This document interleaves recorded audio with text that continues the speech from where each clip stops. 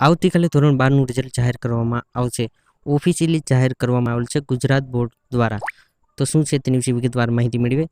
તો કે ગુજરાત બોર્ડ દ્વારા ધોરણ 12નું આવતીકાલે રિઝલ્ટ જાહેર કરવામાં આવશે. ગુજરાત માધ્યમિક ઉચ્ચતર માધ્યમિક શિક્ષણ બોર્ડ દ્વારા ગાંધીનગર તરફથી જાહેરાત કરવામાં આવી છે કે માર્ચ 2024માં લેવામાં આવેલી ઉચ્ચતર માધ્યમિક ધોરણ 12 વિજ્ઞાન પ્રવાહ, સામાન્ય પ્રવાહ અને કોમર્સનું પરિણામ આવતીકાલે એટલે કે 9/5/2024ના રોજ સવારે 9 કલાકે જાહેર કરવામાં આવશે. ગુજરાત બોર્ડની પરીક્ષાનું પરિણામ જાહેર માટે www.gseb.org સત્તાવાર વેબસાઇટ ઉપરથી તમે પરિણામ જોઈ શકશો તથા વોટ્સઅપ દ્વારા પણ તમે પરિણામ જોઈ શકશો.